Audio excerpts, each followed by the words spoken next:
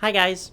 Today is a pretty fun video. We're delving into the weird, wonderful world of celebrity fashion dolls. And celebrity dolls are not something I've honestly had a lot of interest in. Even the ones that are pretty well done, I just tend to find them kind of uncanny. And there's not a huge list of celebrities that I'm a big enough fan of that I want to buy a doll that slightly resembles them. That said, there are some celebrity dolls that are pretty great. The Mary-Kate and Ashley dolls, a little before my time, but I have to admit they do look pretty good. The My Scene Lindsay Lohan doll, I've always really liked this one actually. I think she looks gorgeous and fits in with the other My Scene girls perfectly. The Brandy dolls, admittedly pretty amazing, but we're not talking about those today. Today we're talking about the ugly, the nasty, the downright disrespectful celebrity dolls. The ones that I just can't imagine that these celebrities were very happy with, because sometimes I'm here to share really cute and fun dolls with you, and sometimes I'm here to share really ugly ones. I'm multifaceted. But before we really get into it, I do want to take a moment to talk about the sponsor of today's video. Today's video is once again sponsored by Native. I've been using Native for a while now. I really love their products because they're simple, and using them has also made me a lot more conscious of the kinds of ingredients I'm putting onto my body. Also, they always smell really, really good. Native's selection of body washes are perfect if you're looking for a wash that's made from clean, simple, and easy to understand ingredients. They use plant-based cleansers, they're sulfate-free, paraben-free, dye-free, and phthalate-free. On top of that, vegan and cruelty-free, and includes citric acid for pH balance to keep your skin ultra happy. Personally, I have very sensitive skin, I always have, but Native's body washes, they have a great texture to them. They're like all frothy and luxurious, and they leave my skin feeling really soft and hydrated afterwards, which is important because I love hot water. I like my showers scalding. And the best part is they don't sacrifice scent quality, and there's a huge range to choose from. I love sweet scents, but maybe you want something more beachy, more calming, or fruity, but they have it. The body washes I chose, there's Sweet Peach and Nectar, which smells so good. It's very sweet and fruity, but also very soft and natural too. Cherry and Vanilla Macaron, which is the exact level of sweetness that I love. If you're like me and you want to smell like a delicious, heavenly pastry, this is the one. Then there's Coconut and Vanilla, which is a little subtler than the others if you prefer that, but it smells super pleasant and very summery. Native is also launching a limited edition Fall Escape collection, which features scents inspired by a Southwest autumn, like vanilla and cactus flower, desert grass and sandalwood, honey and saguaro, and sage and sweet citrus. 3 body washes would normally be $27, but if you use my link below and code DarlingDolls3, you'll get them for $18. That's over 33% off. Thanks again to Native for sponsoring today's video. I always love working with them. And now, let's get back into it. So I think we need to start this video off strong. A doll so ugly that she went pretty viral. I do, of course, mean the Emma Watson Beauty and the Beast live-action movie doll. Now, you don't need me to tell you this doll is ugly. We know she's ugly. A lot of people said she looked like Justin Bieber. Personally, I saw Mads Mikkelsen. Now, I have no hate towards Emma Watson. I think she's beautiful. She's a great actress. I have no personal bad feelings against her. But I do consider this doll to be karma for what she did to Belle's yellow dress in the live-action movie. Sorry, costume designer moment incoming. But Emma Watson was very involved in the creation of Belle's dress, and is on record specifically telling the costumers to stay away from corsetry, heels, and billowing skirts. And I still have not forgiven her. I may not ever forgive her, honestly. but I guess being on camera wearing that dress is punishment enough. There's actually a pretty interesting reason that this specific doll turned out so bad. So, the year before, Disney Store put out a line of Marvel and Star Wars figures that included some female characters. And rather than rooting hair directly into the head like you would traditionally do for a fashion doll, they made wigs that were entirely separate pieces from the faces and glued them together. This meant that with the back of the head and the front of the head being separate pieces, they could be made from different plastics.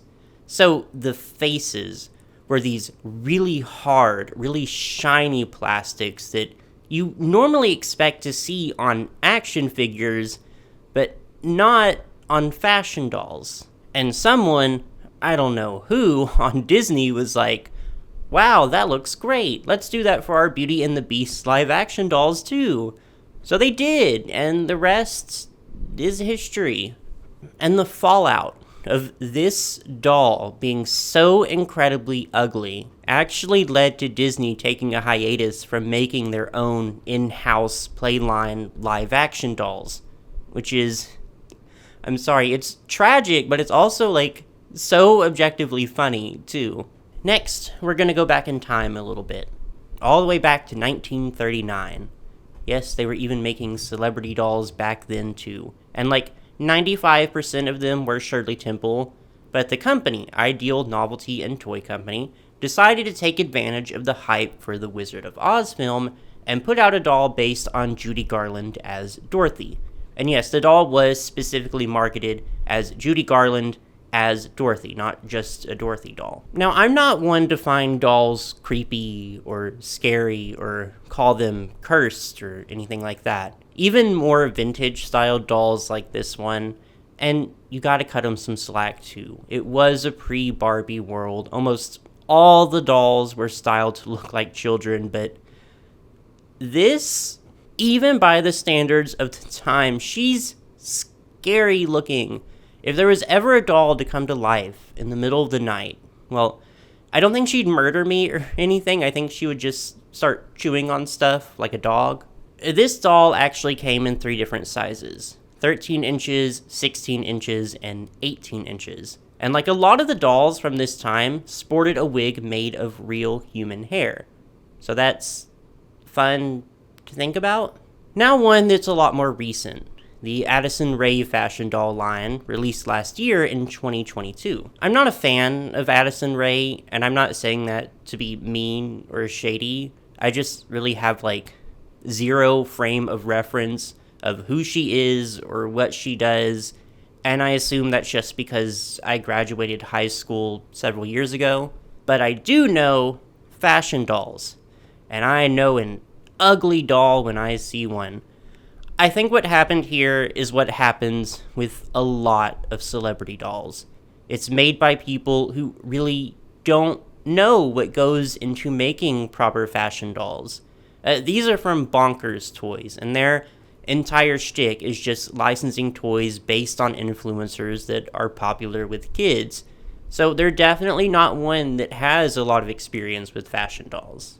So maybe they didn't account for scale, or what makes a face sculpt look good, or how it might distort the face paint, and the final product just came out looking like that.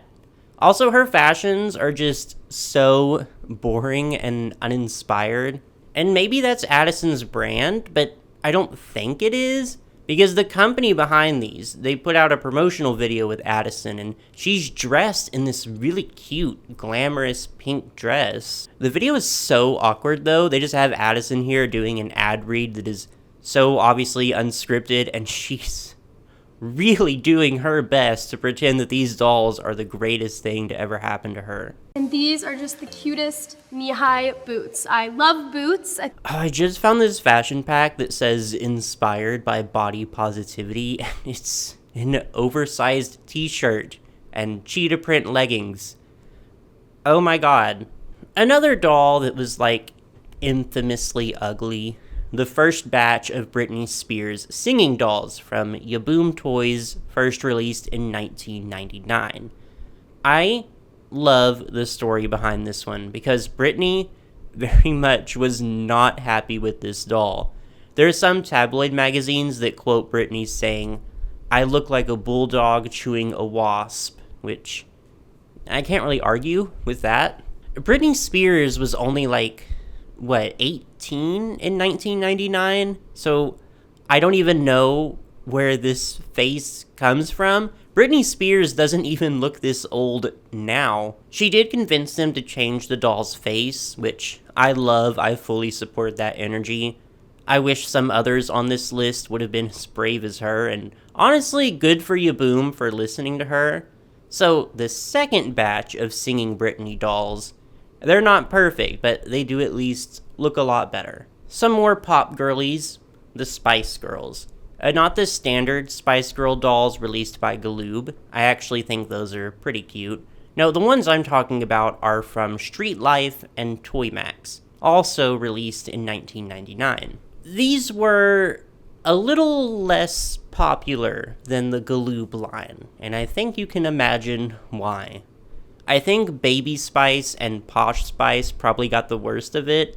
Emma's smile just looks sinister.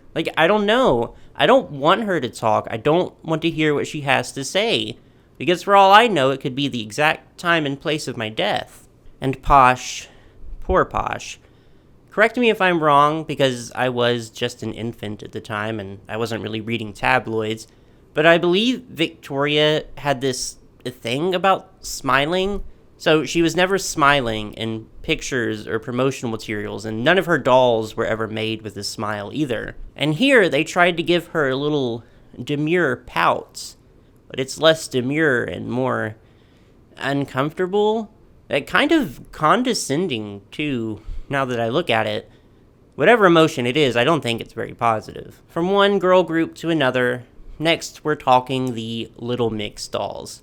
These were produced by Vivid Imaginations in 2012, which I think is when Little Mix was kind of first taking off. So pretty impressive to already have a doll line. Unfortunately, the dolls were disastrously ugly though. Oh my god, they did these poor girls so bad. So dirty. So dirty, diabolically. Each one is terrible in its own unique way too. Someone on that sculpting team was specifically out to destroy their self-esteem. There's no other explanation. This had to be deliberate and personal. And even worse is the photo shoot they made them do with these dolls, where you can just see the pain in their eyes. If I was in their position, I don't know. I don't think suing would have been enough. I would have been calling for whoever was behind these dolls to be arrested. They would never see sunlight again if I had anything to do with it. Hopping around the timeline a little more, in 2003, Jakks Pacific made 2 dolls of legend and icon Kylie Minogue. These were actually referred to as posable figures and not dolls, but let's be real. So according to Kylie, they actually scanned her face in order to make her head sculpt. And now we have the best cautionary tale we could ask for as to why that does not work. It just doesn't. When you scan a human face and you try to scale it down to doll size without doing some alterations, you get something like this. You get an ugly doll. On Rove Live, she talked a little bit about the dolls, and it almost seems like she wants to call them ugly, but she knows she can't.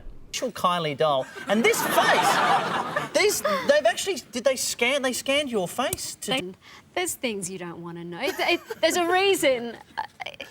I'm sure God thought it out very well. You don't want to see yourself as everyone else sees you. And I feel so bad for her, because Kylie Minogue is so incredibly gorgeous, and she deserved some incredibly gorgeous dolls, but these are not it. They're not it. On top of everything else, what really gets me is the eyebrow placement. We're in the home stretch now. We're sticking in the early 2000s. You know her. You love her. Hilary Duff is Lizzie McGuire. The toy company Dakin, I'm not really sure, released a fashion doll gift set that I will say, the clothes for her, really cute and very Lizzie McGuire. The doll, though, I mean, we've been doing this for how many minutes now? You know what I'm gonna say. She's ugly. That's not Lizzie McGuire. That's Eliza McDougal. That's Haley Fluff. And poor Hillary just has really bad luck with her dolls. Because a few years later, Playmates Toys would release a line of Hillary Duff dolls. Just Hillary, not Lizzie. And they look even worse. I've seen enough of these now that I just have to ask, why do they keep giving celebrity dolls these huge, toothy grins? I'm sure the objective is to make them look friendly and approachable, but those are not words I would ever use to describe these dolls. This doll looks, I don't know, terrified? Like, I don't know how else to describe her except that she looks afraid for her life sitting in that box. Like, I've never seen a doll that looked so much like she was being held hostage. A good news for Hillary, though, she did get some dolls made by Mattel that were way better and actually pretty cute. So we're all familiar with the hit sitcom The Nanny, starring fashion icon and all-around queen Fran Drescher, right? Well, she too got her own doll, produced in 1995 by the company Street Players, who you may recognize as also being behind other iconic brands, such as Muscle Mutts and the Flying Bugmen. Of all the ones I've looked at today, she is definitely among the worst. If I had to guess, I think they tried basing the doll's appearance on Fran's little animated character from the intro credits more so than the actress, but needless to say, she doesn't really look like either of them. She just looks hideous. What else do I say? You know what? She actually looks so much like the Addison Rae doll. Like, you see it too, right? On the back of the box, there's also a picture of the doll's prototype, and I can't tell if she looks better or worse. Now we approach the last one I had on my list, and I did intentionally put this one last, because she is, in my opinion, the worst one, and one I take kind of personally. The Ashley Tisdale doll line from Huckleberry Toys in 2008. You may not know this about me, but I'm a little bit of an Ashley Tisdale superfan. Sharpay from High School Musical changed the trajectory of my life. Her discography, impeccable. Busted, and her cover of Never Gonna Give You Up went triple platinum in my household. Scary Movie 5?